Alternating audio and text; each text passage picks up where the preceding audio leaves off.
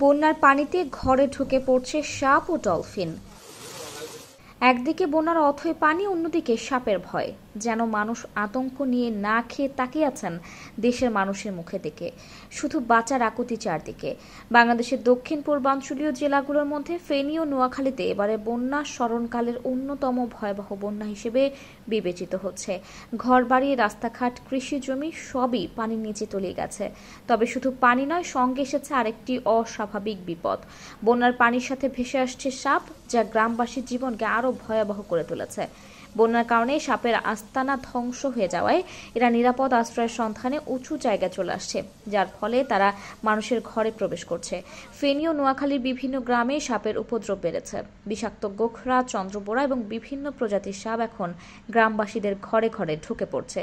একজন গ্রামবাসী জানালেন, রাতে যখন ঘুমিয়েছিলেন হঠাৎ দেখেন খাটের নিচে একটি সাপ কুণ্ডুলি পাকিয়ে বসে আছে। দ্রুত সাপটাকে তাড়ালেও এখন ঘুমাতে ভয় পাচ্ছেন। রাতে ঘরের দরজা জানালা ভালোভাবে বন্ধ রেখেও আতঙ্ক যাচ্ছে না।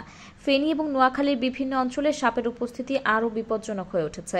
সাধারণত যেসব এলাকায় সাপের দেখা মেলে না, সেই এলাকাগুলোতেও সাপের উপদ্রব বেড়েছে।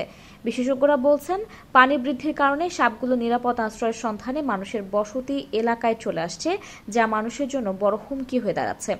ফেনী ও নোয়াখালীর বাসিন্দাদের সতর্ক থাকার অনুরোধ।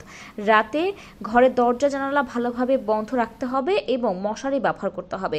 কোনো অন্ধকার জায়গায় বা পানির ভেতর হাত দেওয়ার আগে নিশ্চিত হতে হবে যে সেখানে কোনো সাপ লুকিয়ে নেই। এই ভয়াবহ বন্যায় শুধু সাপের আতঙ্কই নয়, ফেনী এবং নোয়াখালীর প্রায় 40 লাখ মানুষ বর্তমানে বেঁচে থাকার লড়াই চালাচ্ছেন। অনেকেই তাদের ঘরবাড়ি হারিয়েছেন এবং আশ্রয় কেন্দ্রে অবস্থান করছেন।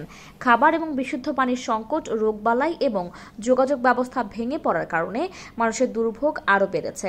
এমন পরিস্থিতিতে সাপের উপদ্রব নতুন একটি চ্যালেঞ্জ হিসেবে দেখা দিয়েছে, যা দ্রুত মোকাবেলা করা না হলে মানুষের জীবন আরও বিপন্ন হবে।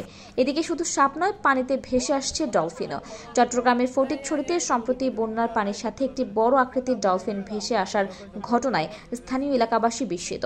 বুধবার বেলা 12টার দিকে উপজেলার হারুয়ালছড়ি ইউনিয়নের 9 নম্বর ওয়ার্ডের বড়ুয়াপাড়া এলাকায় এই ঘটনা ঘটে। ডলফিনটি স্থানীয়দের জালে ধরা পড়ে এবং পরে তা পুনরায় পানিতে ছেড়ে দেওয়া হয়।